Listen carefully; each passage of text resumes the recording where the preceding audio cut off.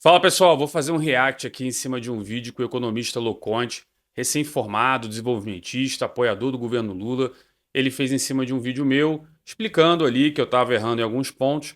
E aí eu queria me focar especialmente nesse trecho, que é um assunto que eu já vinha querendo falar. Vou aproveitar o gancho dele para explicar por que que não faz sentido o que ele está falando e por que a gente tem que ficar atento à redução do Estado.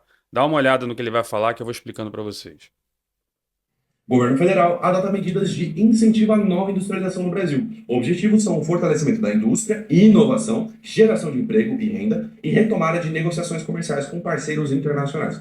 É bom de lembrar nova industrialização, ou seja, a gente não está falando de siderúrgica, daquela indústria que sai um monte de fumaça. Não, a gente está falando de uma nova industrialização que está totalmente conectada com o setor de serviços, né? Tecnologia, inovação, que é exatamente o que o governo Lula está fazendo projetos, está investindo e fazendo parcerias. Vamos nos aprofundar nisso aqui. Pois é, aqui ele expõe que ele é a favor do dirigismo e tal, do governo Lula. Repara que é uma matéria aleatória, isso aí todo político fala, tá? Não, eu vou investir na modernização e etc. Tá, cadê o número? Qual o valor disso? Como é que isso vai gerar algum resultado lá na frente? Vale lembrar que essa postura do tipo, não é indústria de base, né? Não é fumaça, não é siderúrgica e tal. Isso é uma bobeira, tá, galera? Assim, na verdade, pelo contrário, a gente tem que se valer do fato da gente ter essas indústrias, ampliar essas indústrias e também fazer com que a nova etapa, ou seja, vou dar um exemplo mais fácil. A CSN hoje produz as folhas lá de aço que são usadas para produzir carro.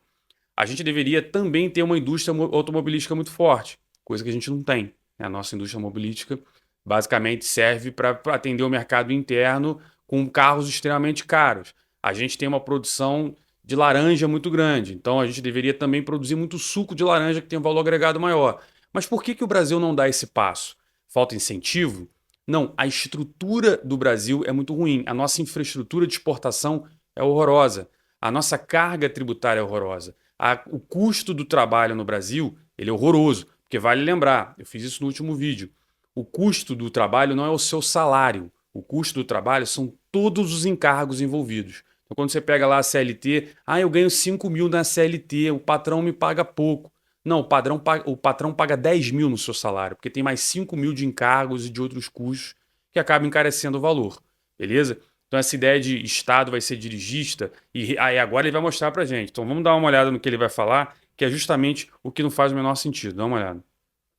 O Conselho de Administração da Superintendência da Zona Franca de Manaus aprovou 44 projetos industriais e de serviços, olha, o setor de serviços sendo beneficiado, sendo 19 de implantação e 25 de atualização, com aproximadamente 1 bilhão em novos investimentos e estimativa de 1.600 empregos, que eu vou falar mais para frente no vídeo. Segunda.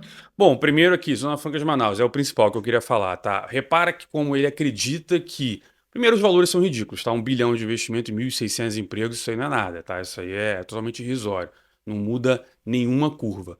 O segundo é o seguinte, repara que a Zona Franca de Manaus é o maior exemplo de que desenvolvimentismo não funciona, que dirigismo não funciona, tá? E aqui eu vou até tomar um pouco mais de tempo para falar sobre isso. O que acontece na Zona Franca de Manaus? O governo lá atrás queria fazer uma ocupação da Amazônia. Então o que ele falou? Vou desenvolver um polo industrial em Manaus.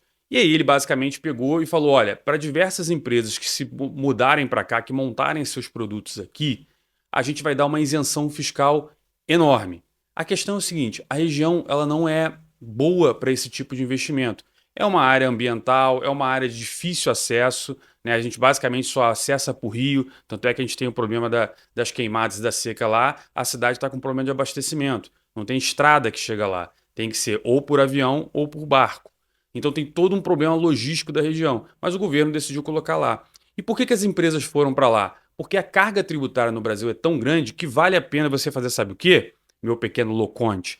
Você pega, produz as peças de uma moto aqui em São Paulo, tá? Deixa a moto prontinha, bota uns parafusinhos do lado e bota essa moto com os parafusos no navio. Esse navio vai subir de São Paulo até a Foz do Amazonas, depois ele vai subir o Rio Amazonas, você vai desembarcar essas peças, aí tem um fulaninho que vai apertar os parafusos, vai montar a moto, vai botar a moto de novo no barco e vai descer para São Paulo para ela ser vendida.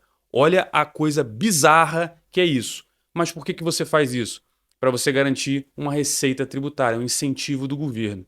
Isso é eficiente? Não.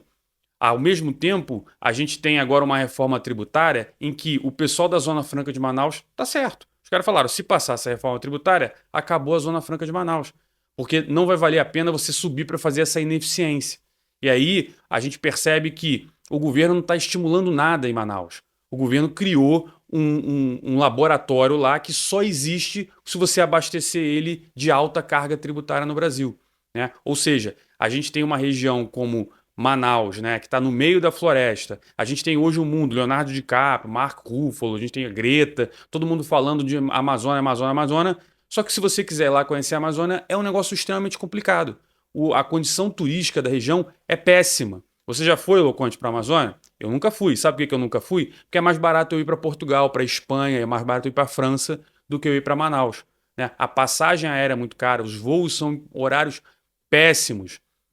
Não tem hotel, não tem estrutura, não tem nada. A gente tem lá um barco do Belmonte, que eu já vi alguns amigos irem, é muito legal. Talvez eu faça esse passeio, tá? Mas é isso, pontual, uma ou outra pousadinha aqui. Não tem uma estrutura de turismo montada.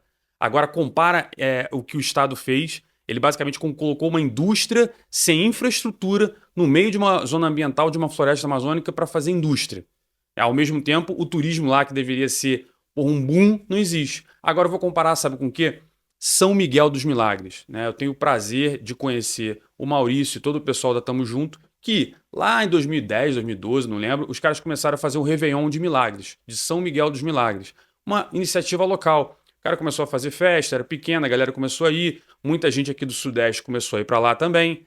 E aí o que aconteceu? O Réveillon foi crescendo. Quando o Réveillon foi crescendo, você vai atraindo mais turismo para lá. As pessoas tinham que se hospedar em algum lugar, ficava pegando as casas dos pescadores, e os pescadores começaram a cobrar mais caro, começaram a ganhar mais dinheiro com isso. E aí o Réveillon foi crescendo, o Maurício teve que treinar as pessoas, os jangadeiros começaram a vender mais, aí as pessoas começaram a produzir casa para a região, para você poder alugar no Réveillon, ou fora de época, e aí o negócio foi crescendo. A gente teve a chegada do setor hoteleiro, aí você chegava lá, pô, ficava doidão na festa no final de semana, acordava de manhã, vamos almoçar o quê? Aí começou a surgir restaurante. Hoje você tem o Bistrô da Patrícia, não me engano, você tem outros restaurantes maravilhosos. Não foi o Estado que escolheu que comida deve ser feita lá. Você vai para Milagres, você come uma lagosta, porra, na brasa, maravilhosa, a região é linda. Você vai lá na parte dos corais e tal, com os jangadeiros da região. Tudo funcionou ali, nasceu com sustentabilidade. O que cabe ao governo fazer em São Miguel dos Milagres? Ele tem que fazer uma rodovia que chegue até lá, ele tem que fazer aeroportos bons em Recife e em Maceió, ele tem que fazer saneamento básico na região, porque a região vai ficar cheia. Você vai fazer o quê? Aquele esgoto todo vai parar o quê? No mar? Você tem que fazer uma questão de energia boa, para não chegar no Réveillon e ficar caindo energia toda hora. Ou seja, o Estado tem que focar no básico, deixa a região correr atrás do que é melhor para ela. As pessoas localmente sabem o que é melhor para ela, muito mais do que o governo. Então você ficar dizendo que não, Lula está fazendo, Lula não está fazendo nada. Assim como também outros presidentes não fazem nada. O que faz, o que é perene, vou pegar esse caso do Maurício lá, de São Miguel dos Milagres. Eu recentemente conversei com ele estava falando, quando começou lá atrás, já passou, quantos prefeitos já passaram em Milagres? Quantos governadores já passaram, né, na região ali, porra, de Alagoas? Diversos. E ainda assim, a região é excepcional, tem um potencial imenso, maravilhoso. Isso é explorar o potencial. Não importa a reforma tributária, não importa se vai mudar de governo. A região de São Miguel dos Milagres hoje se consolidou. Você vai para o Patacho, que é um pouco mais em cima, e como a galera aqui de São Paulo tem muita grana, os caras começaram a fazer umas pousadas. Eu recentemente estive na pousada reserva do Patacho. Galera, parada é um paraíso. Você não vê isso na Europa. Eu vou muito para a Europa e o que eu vejo diferente? Eu vejo essas pousadas mais boutiques que tem no Nordeste, que são excepcionais. E aí aquela região do Patacho ali tá cheia de pousada muito legal e tá atraindo o turista aqui da região Sudeste, da região Sul, da região Nordeste, que tem grana. E o cara vai para lá, passa o final de semana ali regado, um negócio maravilhoso, em frente daquele mar maravilhoso. Não teve envolvimento do Estado metendo o bedelho. Agora a Amazonas continua lá, ferrada, pegando fogo, com seca, sem desenvolvimento nenhum. Pior IDH do Brasil. Isso é a visão de quando você acredita que o Estado vai definir bonitinho o que é melhor. Ah, não, o restaurante da senhorinha não pode ter sal. Ah, não, aquele não pode servir isso aqui. Ah, tem que ter... Não, deixa a região explorar o potencial que ela vai encontrar a melhor forma possível. Beleza? Se você gostou, curte, comenta e vejo você no próximo vídeo.